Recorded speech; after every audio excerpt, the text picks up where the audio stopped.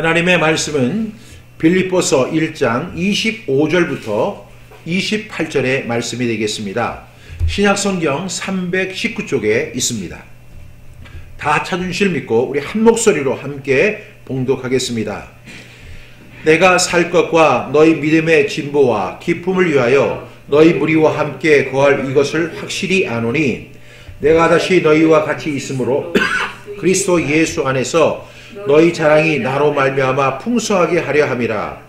오직 너희는 그리스도의 복음에 합당하게 생활하라. 이는 내가 너희에게 가보나 떠나 있으나 너희가 한 마음으로 서서 한 뜻으로 복음의 신앙을 위하여 협력하는 것과 무슨 일을든지 대적하는 자들 때문에 두려워하지 아니하는 이 일을 듣고자 함이라. 이것이 그들에게는 멸망의 증거요 너희에게는 구원의 증거니 이는 하나님께로부터 난 것이라. 아멘. 우리 함께 기도하겠습니다. 사랑이 많으시고 자비로우신 하나님, 우리는 빌립보서를 강의하고 있습니다. 이 빌립보서를 통해서 하나님의 세미한 음성을 듣게 하시고 사도 바울의 그 마음을 우리가 들을 수 있도록 도와주시고, 그리고 정말로 우리가 믿음의 진보를 어떻게 이루어 가는가를 배우는 확실한 시간 되어줄 수 있도록 도와주시옵소서. 하나님 말씀하여 주시옵소서. 저희는 듣겠습니다. 그리고 이 말씀에 순종하며 실천하기를 원합니다. 하나님 기뻐하시는 믿음의 진보가 이루어질 수 있도록 우리가 노력하는 우리 모두가 되게 하여 주옵소서. 예수님의 이름으로 감사하며 간절히 기도합니다. 아멘.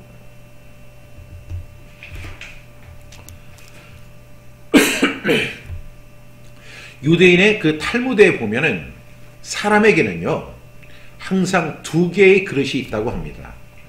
한 개의 그릇은 내가 채워야 하는 그릇, 그리고 다른 한 그릇은 다른 사람이 채워주는 그릇입니다.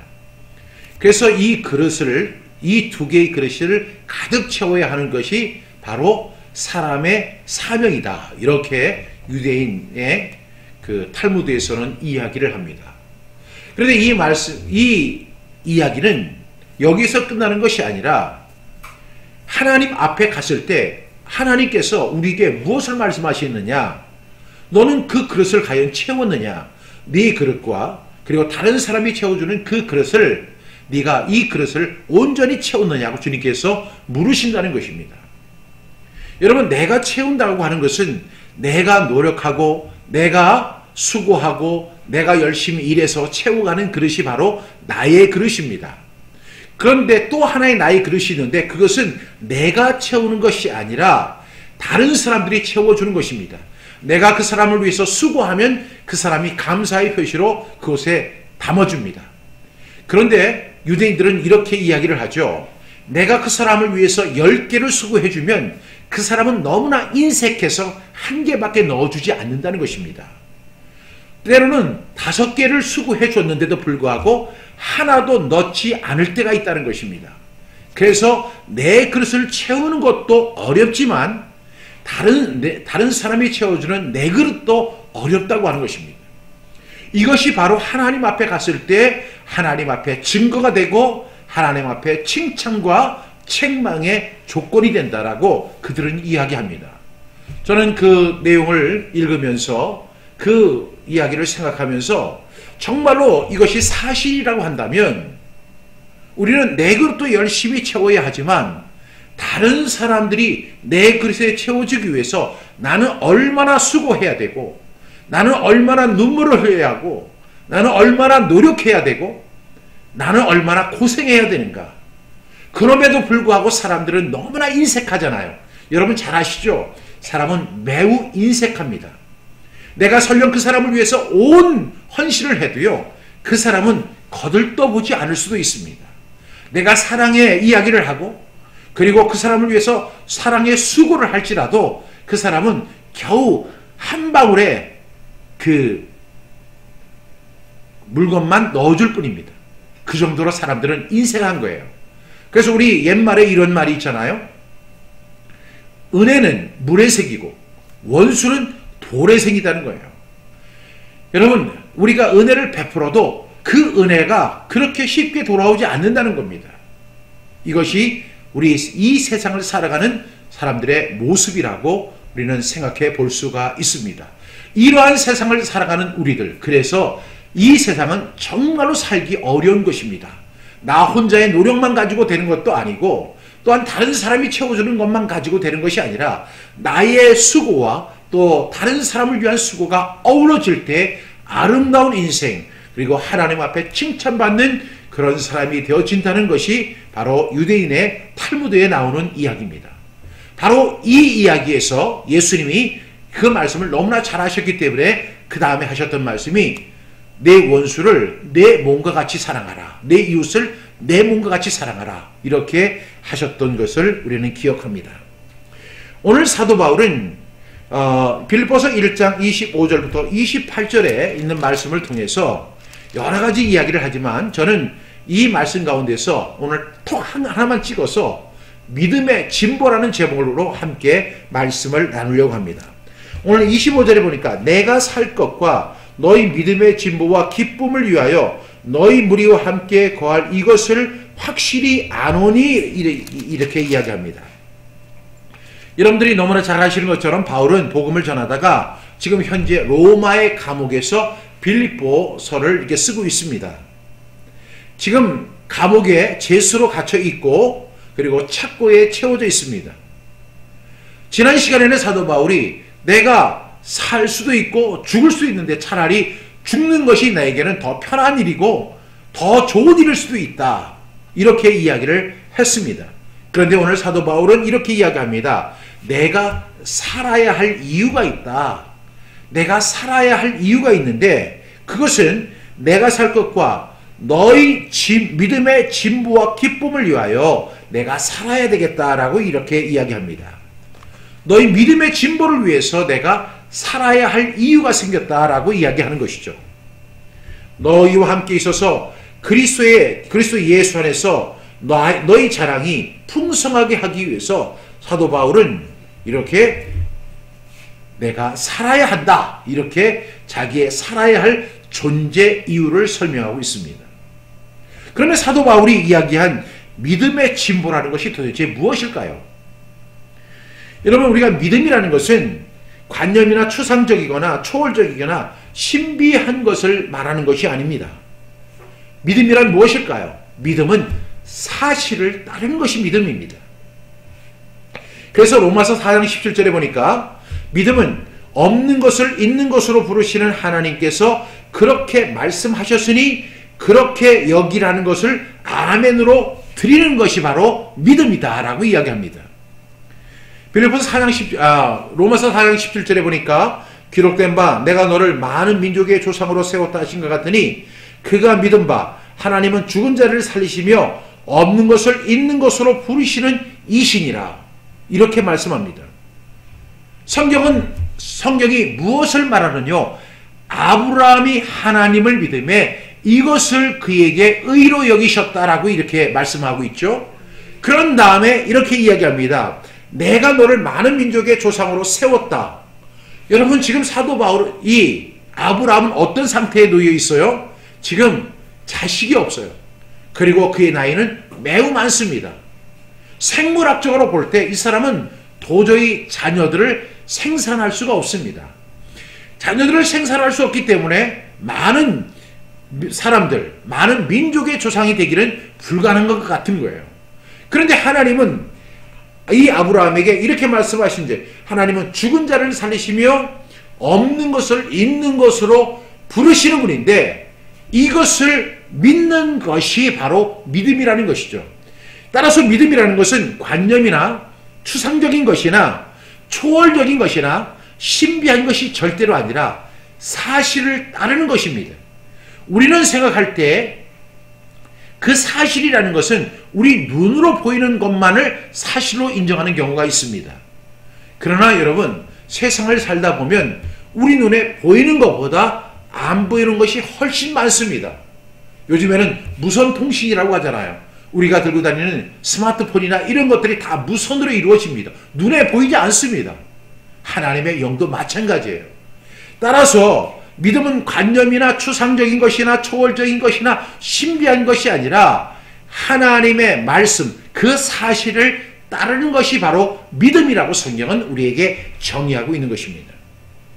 창세기 15장 5절부터 6절에 보니까 이끌고 밖으로 나가 이르시되 하늘을 우러러 무뼈를 셀 수 있나 보라. 또 그에게 이르시되 내 자손이 이와 같으리라. 아브라함이 하나님을 믿음에 여호와께서 이를 그의 의로 여기셨다. 이렇게 말씀하고 있습니다. 이 아브라함에게 하나님은 그 아브라함을 이끌고 나오십니다. 근데 아마 그 시간이 캄캄한 밤이었던 것 같아요. 그래서 하늘을 봐라, 하늘을 우러러 봐라 했더니 그 당시에는 오염이 없으니까 얼마나 많은 별들이 보일 거예요. 근데 그 별을 그 별을 하나님이 아브라함에게 이야기하는 거예요. 저 별을 한번 셀 수 있나 봐라 하니까 이 아브라함이 뭐라고 하냐면 하나님 저렇게 별이 많은데 어떻게 내가 그 별을 다 셀 수 있어요? 지금 우리가 이 별이 잘 안 보이잖아요. 근데 제가 외국에 가서 공기가 좋은 데서 하늘의 별을 보니까 정말로 이 별이 금가루같이 은가루처럼 그렇게 쫙 퍼져 있는데 뭐 저 별은 나의 별, 저 별은 너의 별 이렇게 할 수 있는 게 도저히 아니더라고요. 어마어마한 별들이 하늘에 떠 있는 거예요. 하나님이 아브라함에게 말씀하십니다. 너 저 별 한번 세봐. 그랬더니 어떻게 저 별을 다 세요? 근데 하나님 말씀하십니다. 내 자손을 이와 같이 많게 하실 거야. 아니 지금 나는 무자하운데 지금 아기도 낳지 못했고 나는 지금 나이가 엄청 많아요. 그런데 어떻게 제가 아들을 이렇게 내 자손이 많게 된다는 거예요. 이건 있을 수가 없는 거죠. 이렇게 생각할 수 있는데 이 아브라함이 하나님을 믿음이 하나님이 이를 의로 여기셨다. 이렇게 설명하고 있다는 것입니다. 아브라함은 육신적으로는 자식을 둘 수 없는 그런 사람이었습니다. 그러나 하나님에게는 불가능이 없는 것입니다. 여러분 이렇게 하나님은 아브라함을 만들어 가시는 믿음의 진보의 현상이 생깁니다. 저와 여러분이 믿음의 진보를 이루어가기를 주님의 이름으로 간절히 부탁합니다. 예수 믿는데도 여전히 벌벌 떨고 두려워하고 믿음이라고 하는 정말로 눈을 씻고 찾아봐도 찾을 수 없는 그런 상태에 있는 사람들을 많이 봅니다. 제가 오늘 앞서 설명한 것처럼 믿음은 뭐라고 했죠? 사실을 따르는 거예요. 그 사실이 뭐예요? 하나님의 말씀입니다. 하나님은 어떤 분이세요? 죽은 자를 살리시며 없는 것을 있게 하시는 분이 하나님이시잖아요. 그래서 우리가 성경 암송을 할 때 제일 먼저 암송해야 할 것이 뭔지 아세요? 창세기 1장 1절을 암송하셔야 돼요. 그 다음에 어디를 또 암송하셔야 돼요? 요한복음 1장 1절을 암송하셔야 돼요. 그 다음에 어디를 또 암송하셔야 돼요? 요한 1서 1장 1절을 암송하셔야 돼요. 거기에 세 군데에서 나오는 공통된 단어가 있죠. 그것이 뭐죠? 태초라는 거예요. 여러분 이렇게 하나님은 우리 모두가 믿음의 진보를 이루기를 원하시는 거예요. 하나님의 마음을 너무나 잘 알았던 사도 바울은 그 빌립보 지금 로마 감옥에 있지만 빌립보 성도들이 어떤 사람이 되기를 바라냐면 믿음의 진보가 있기를 바랬던 거예요. 여러분 예수님을 믿고 1년이 되고 2년이 되고 3년이 되도 믿음의 진보가 일어나지 않아요. 10년이 됐는데도 20년이 됐는데 30년이 됐는데도 믿음의 진보가 일어나지 않는 것을 하나님께서는 안타깝게 생각하고 계십니다. 믿음의 진보를 이루셔야 돼요. 저도 그렇고 여러분들도 그렇습니다. 그러면 우리가 그 믿음이라고 하는 것에 대해서 제가 오늘 믿음에 대해서만 설명을 하려고 하는데 성경에 보면 믿음의 종류가 있다는 사실을 우리가 알게 되죠. 믿음에는 어떤 종류가 있을까요? 첫 번째는 큰 믿음이 있습니다. 큰 믿음. 마태복음 15장 28절에 보니까 이에 예수께서 대답하여 이르시되 여자여 내 믿음이 크도다. 내 소원대로 되리라 하시니 그때로부터 그의 딸이 나으니라. 수로보리게 여인입니다. 이 여인이 예수님께 왔습니다. 이방 여인입니다. 하나님의 백성도 아닙니다. 하나님의 말씀을 체계적으로 배운 사람도 아닙니다. 그런데 이 여자는 예수님이 하나님 되심을 알았습니다. 그리고 자기 딸을 고쳐주실 것을 믿었습니다. 알았습니다. 그리고 예수님께 와서 자기 딸을 고쳐주기를 간구합니다. 그런데 예수님은 그렇게 선뜻 가르쳐 그 딸을 고쳐주려 하시지 않습니다. 그 자식의 떡을 개에게 주는 것이 합당하지 않다. 여자가 얘기합니다. 옳소이다. 그렇습니다. 그렇지만 개들도 상에서 떨어지는 부스러기를 먹지 않습니까? 저에게 부스러기 은혜라도 좀 주십시오. 예수님이 그 여자를 보시면서 이렇게 말씀합니다. 여자여, 네 믿음이 크도다. 여기서 여자라고 하는 것은요, 그 남자, 여자 이런 개념이 아닙니다. 여기서의 여자의 개념은 바로 우리가 그 인사할 때 Ladies and Gentlemen 이런 얘기 들어보셨죠? 거기서 신사숙녀 여러분, 원래는 숙녀 신사 여러분입니다. Ladies and Gentlemen 이렇게 얘기할 때 그 lady, 그 lady란 뜻입니다. 아주 그 여자를 예수님께서 인정하시고 그리고 존중히 여기는 그 장면입니다. 여자여, 내 믿음이 크도다. 그 다음에 뭐라고 말씀하십니까? 내 소원대로 되리라. 여러분, 믿음이 크면 소원이 이루어지는 줄로 믿습니다. 여러분, 빌립보서는 계속해서 우리에게 이렇게 이야기를 하죠.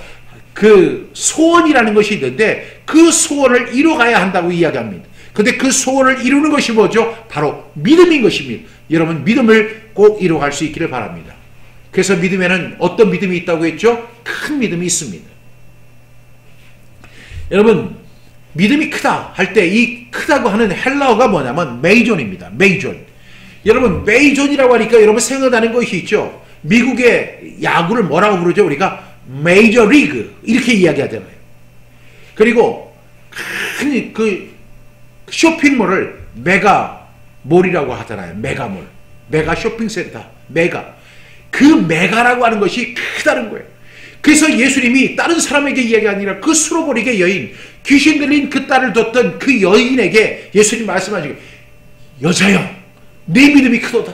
이렇게 이야기할 정도로 그 큰 믿음이 얼마나 크냐면 정말로 메이저 리그만큼 크고 그 메가 쇼핑센터만큼 크고, 그 메가라고 하는 그 단어는 비교급에서 최상급입니다. 예수님이 내 믿음이 크도다 할 때 그런 큰 믿음이 있었다는 거예요. 비록 그 여자가 이방 여인이고 그 사람이 하나님의 말씀을 체계적으로 배운 사람도 아니고 율법에 대해서 잘 아는 사람 아니었습니다. 그런데 예수님이 그에게 극찬을 하시는 겁니다.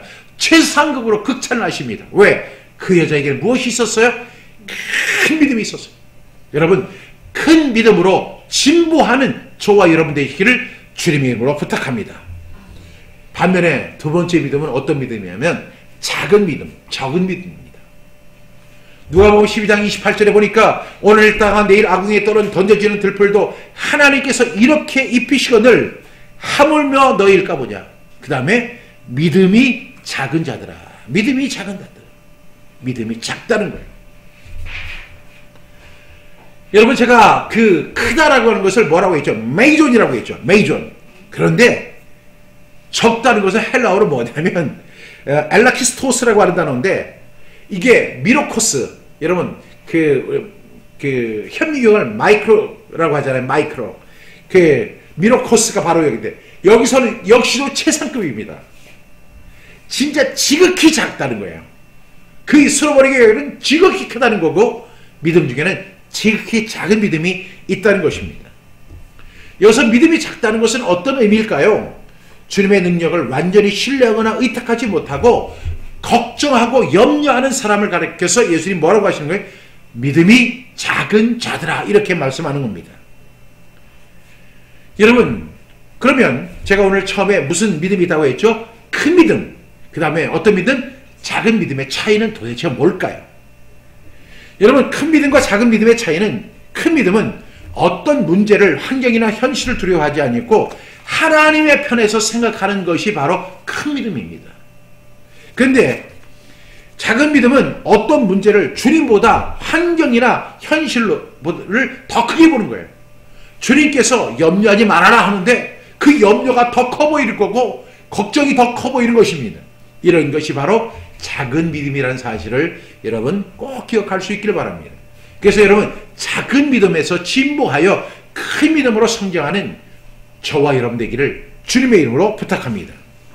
세 번째로 성경이 이야기하는 믿음에는 죽은 믿음과 살아있는 믿음이 있습니다. 이 말씀은 주로 야고보서에 많이 있죠. 야고보서 2장 17절에 보니까 행함이 없는 믿음은 그 자체가 죽은 것이다. 그 다음에 야고보서 2장 20절에 보니까 행함이 없는 믿음은 헛것인 줄 너희가 알지 못하느냐, 이렇게 이야기합니다. 그 다음에 야고보서 2장 26절에 보니까 영혼 없는 몸이 죽음같이 행함이 없는 믿음은 죽은 믿음이다. 이렇게 이야기합니다. 또 야고보서 2장 22절에 보니까 믿음이 그의 행함과 일하고 행함으로 믿음은 온전하게 된다라고 이야기합니다. 맞죠? 왜냐하면 우리가 지난 강의가 바로 이 야고보서 강의였잖아요. 그런데 그 믿음에서 보니까 믿음은 어떤 믿음이 있어요? 죽은 믿음이 있어요. 그리고 산 믿음이 있어요. 반면에 우리는 어떤 믿음을 가져야 되죠? 산 믿음으로 진보하는 저와 여러분 되시기를 주님의 이름으로 부탁합니다. 네 번째로 성경이 이야기하는 믿음은 보고 믿는 믿음과 보지 않고 믿는 믿음이 있다는 것입니다. 요한복음 20장 21절에 보니까 너는 나를 본고로 믿느냐? 보지 않고 믿는 자가 복되도다. 이렇게 말씀합니다. 누구에게 하신 말씀이죠? 도마에게. 여러분, 보고 믿는 믿음은 자기가 실제로 느끼고 만지고 실질적으로 깨닫는 그런 것을 통해서 얻는 그런 것을 인정하는 믿음이 바로 그 보고 믿는 것입니다. 이러한 말씀이 바로 고린도전서 15장 3절부터 8절, 요한일서 1장에서 30절에서 보고 믿는 믿음에 대한 설명이 많이 나오고 있습니다. 보지 않고 믿는 믿음은 자기가 실질적인 체험이나 본 것은 없지만 여러 가지 증거 자료 그리고 다른 사람들의 증언을 기초로 해서 자기가 그것을 체계적으로 인정하는 것이 바로 보고 믿는 믿음입니다.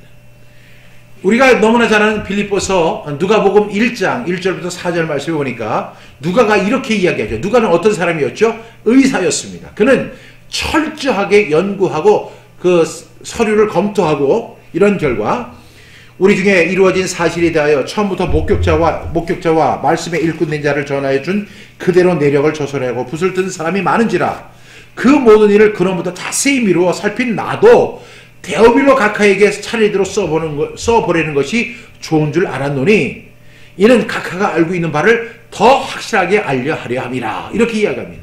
누가는요 그렇게 과학적인 근거를 가지고 자료를 수집해서 그것을 토대로 데오빌로 각하에게 편지를 쓰는 것이 바로 누가복음입니다. 많은 사람들이 예수님의 행적을 기록했지만 자기는 그런 아주 과학적인 근거 자료에 근거해서 누가복음을 쓴다고 이렇게 이야기를 하고 있습니다. 여러분, 그런데 예수님은 뭐라고 말씀하셨죠? 너는 본고로 믿느냐? 보지 않고 믿는 자가 더 복되다. 여러분들의 믿음이 보고 믿는 믿음이라면 이제는 진보해서 보지 않고도 믿는 믿음 되시기를 주님의 이름으로 축복합니다. 다섯 번째로 성경이 이야기하는 것은 겨자씨만한 믿음입니다. 누가복음 11장 6절에 보니까 예수께서 이르시되 너희에게 겨자씨 한 알만한 믿음이 있었더라면 이 뽕나무가 뿌리가 뽑혀 바다에 심기어라 하였을 것이요 그것이 너희에게 순종하였으리라. 이렇게 말씀합니다. 여러분, 여기서 예수님이 무슨 말씀하냐? 믿음을 뭐와 비교하죠? 겨자씨. 성지순례를 갔다 온 사람들이 꼭 들고 오는 게 하나 있어요. 그게 뭐냐면 겨자씨를 꼭 사가지고 와요. 왜? 이 겨자씨를 예수님께서 비유로 말씀하셨기 때문에 과연 겨자씨가 얼마나 할까? 정말로 겨자씨는 작습니다. 열매 중에서 씨앗 중에서 가장 작은 것이 겨자씨입니다. 이 겨자씨. 그런데 이 겨자씨만한 믿음만 있어도 이 뽕나무를 뽑아서 저 바다에 심기워도 심어진다는 거예요. 그러니까 겨자씨만한 믿음이라도 있어야 돼요? 있지 말아야 돼요? 있어야 한다는 것을 이야기하는 거예요. 그런데 예수님이 여기서 겨자씨만한 믿음이라고 하는 것은 이 믿음이 우리에게 생성되는 것이 아니라 우리 스스로 생성되는 것이 아니라 주님을 신뢰하는 신뢰도를 이야기하는 거예요. 주님을 신뢰하는 신뢰도. 주님을 신뢰하는 믿음이 주님이 하나님을 신뢰하신 같이 신뢰하는 것을 말하는 것입니다. 다시 말하면 믿음의 양, 믿음의 사이즈가 아니라 그 제자들이 가지고 있던 믿음의 질을 이야기하는 거예요. 믿음의 질. 정말로 그런 믿음이 있다면 이 뽕나무가 뽑혀 저 바다에 심겨오라 해도 심어지는 놀라운 역사와 기적이 일어난다는 것입니다. 이렇게 성경에는 여러 종류의 믿음에 대해서 설명하고 있습니다. 그런데 여러분, 이 믿음을 성경은 또 뭐라고 이야기해요? 보배로운 믿음이라고 그래요. 보배로운 것이다. 여러분, 이 보배로운 믿음을 우리가 하나님께 받았다면 우리가 어떻게 돼요? 하나님께 받은 믿음을 그대로 이렇게 쌓아두는 것이 아니라 믿음의 진보를 이루어 가라는 것입니다. 사도 바울은 내가 지금 살아야 하는 이유가 있다. 근데 그 이유가 뭐냐면 너희 믿음의 진보를 내가 기뻐하기 때문이다. 너희의 믿음의 진보를 내가 이루는 것을 내가 보고 싶어 해서 내가 지금 살아있어야 한다. 이렇게 이야기를 하는 것입니다. 사랑하는 여러분, 이렇게 우리는 믿음에 대한 중요성을 잘 압니다. 믿음을 보배로운 것이다. 이렇게 이야기하는데 그렇다면 과연 이 믿음을 어떻게 진보할 수 있을까요? 여러분 한번 생각해 보세요. 어떻게 믿음의 진보가 이루어질까요? 여러분 큰 믿음을 가지세요 한다고 해서 믿음이 생기는 것도 아니고 믿으시면 아멘 하세요 한다고 해서 믿음이 생기는 것도 아닙니다. 뭐 두 손을 들고 아멘 한다고 해서 믿음이 생기는 것도 아니잖아요. 어떻게 하면 믿음의 진보가 이루어질까요? 여러분 한번 이번 주 내내 믿음의 진보를 어떻게 이룰 것인가? 사도 바울은 오늘 이렇게 이야기합니다. 믿음의 진보를 이야기한다. 믿음의 진보를 이야기합니다. 내가 살 것과 너희 믿음의 진보와 기쁨을 위하여. 너희 믿음의 진보와 기쁨. 여러분 믿음의 진보가 있어야 한다니까요. 그렇다면 여러분 그 믿음의 진보는 어떻게 이루어 가야 할까요? 그냥 우리가 성경을 많이 읽으면 믿음의 진보할까요? 기도를 열심히 하면 믿음의 진보가 이루어질까요? 그리고 우리가 뭐 통성기도를 오래 하면 믿음의 진보가 이루어질까요? 성경을 암송하면 믿음의 진보가 이루어질까요? 어떻게 하면 믿음의 진보가 이루어질까요? 모든 부분이 다 믿음의 진보를 이루는 데 도움이 되겠지만 이에 대해서 가장 설명을 잘하는 분이 누구냐면 사도 베드로입니다. 그래서 베드로서 1장 5절부터 7절에 보니까 그러므로 너희가 더욱 힘써 너희 믿음의 덕의 지식을, 지식의 절제를, 절제의 인내를, 인내의 경건을, 경건의 형제우애를, 형제우애의 사랑을 더하는 것. 이것이 바로 믿음의 진보라는 것을 사도 베드로는 이야기하는 것입니다. 이 이야기를 하기 전에 이 베드로 사도는 이렇게 이야기합니다. 하나님께서 생명과 경건에 속한 모든 것을 우리에게 주셨다는 것입니다. 3절 말씀해 보니까 그의 신기한 능력으로 생명과 경건에 속한 모든 것을 우리에게 주셨으니 이는 자기의 영광과 덕으로서 우리를 부르신 이를 알므로 말미암아 이렇게 이야기합니다. 그의 신기한 능력으로 생명과 경건에 속한 모든 것을 우리에게 주셨다는 거예요. 우리가 모르는 것이 아닙니다. 우리는 알고 있습니다. 왜? 그분의 신기한 능력으로 우리가 이것을 알게 된 것입니다. 그분께서 우리에게 모든 것을 주셨기 때문에 우리는 성실하게 순종해서 더욱 힘써서 겨자씨만한 믿음을 큰 믿음으로 키워나가고 믿음의 진보를 이뤄 나가야 한다는 것입니다. 그런데 그 믿음의 진보를 이뤄가는 7가지 자양분이 있다는 거죠. 그 과정 속에서 첫 번째가 뭐죠? 덕이에요. 두 번째는 뭐예요? 지식입니다. 세 번째는 뭐죠? 절제입니다. 네 번째는 뭡니까? 인내입니다. 다섯 번째는 경건입니다. 다섯 번째는 형제우애입니다. 여섯 번째가 그렇죠? 그 다음에 일곱 번째가 사랑입니다. 이렇게 믿음에서 덕으로, 덕에서 지식으로, 지식에서 절제로, 절제에서 인내로, 인내에서 경건으로, 경건에서 형제우애로, 형제우애에서 사랑으로 나가는 것이 바로 믿음의 진보라고 지금 사도 베드로는 우리에게 이야기를 하고 있는 것입니다. 계속해서 이어지는 우리 빌립보서 강의에서 이 내용들이 이렇게 잘 섞여서 나오는 것을 우리가 볼 수가 있습니다. 베드로는 너희가 믿음을 가지라고 말하지 않습니다. 우리는 이미 믿음을 통해서 그리스도 안에서 구원받고 믿음을 통해서 영생을 소유했고 그리스도 안으로 들어가게 된 사람들입니다.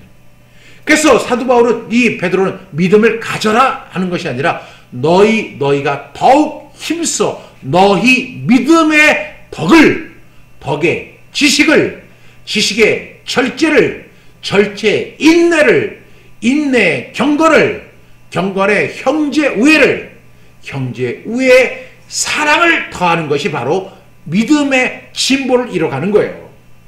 그냥 주여 믿음만 주시옵소서, 믿음을 더하여 주시옵소서 가는 것이 아니라 믿음에서 덕으로, 덕에서 지식으로, 지식에서 절제로, 절제에서 인내로, 인내에서 경건으로, 경건에서 형제우애로, 형제우애에서 사랑으로 나가는 것이 바로 믿음의 진보인 것입니다. 그래서 고린도전서 13장 13절에서 이렇게 그런즉 믿음, 소망, 사랑 이 세 가지는 항상 있을 것인데 그 중에 제일은 뭐라고요? 믿음이라? 아니죠. 사랑이라고 했죠. 그러니까 어디서 시작하죠? 믿음에서 시작하는 거예요. 그래서 어디로 이어지는 거죠? 소망을 통해서 어디로 간다고요? 사랑으로 가는 거예요. 오늘 이 믿음의 진보를 이루는 7가지 자양분과 동일한 것입니다. 이것이 바로 믿음의 진보인 것입니다. 믿음만 크고 뭐 그런 것이 아니라 믿음에서 덕으로 가고 덕의 지식을 가지고 지식에서 절제를 가지고 인내를 가지고 경건을 가지고 형제 우애를 가지고 그리고 사랑으로 나가는 그 일련의 과정, 그 자양분이 바로 믿음의 진보를 이루어 나가는 것임을 여러분들이 꼭 기억하는 저와 여러분 되시기를 주님의 이름으로 부탁합니다. 함께 기도하겠습니다. 하나님 아버지, 오늘 사도 바울은 자신이 살아야 하는 이유가 빌립보 성도들의 믿음의 진보와 기쁨을 위해서라고 했습니다. 하나님, 그 믿음의 진보가 우리에게도 일어나게 하여 주시옵소서. 하나님, 믿음 안에만 갇혀 있는 것이 아니라 그러므로 너희가 더욱 힘써 믿음의 덕의 지식을, 지식의 절제를, 절제의 인내를, 인내의 경건의 형제우애를, 형제우애의 사랑을 더해서 믿음의 온전한 진보를 이루어 나가는 우리 모두가 되게 하여 주시옵소서. 아직도 믿음에만 머물러 있는 것이 아니라 하나님 믿음의 진보를 이루어서 이 사랑의 결과를 얻는 우리 모두가 되어줄 수 있도록 하나님 도와주시옵소서. 예수님의 이름으로 감사하며 간절히 기도합니다. 아멘.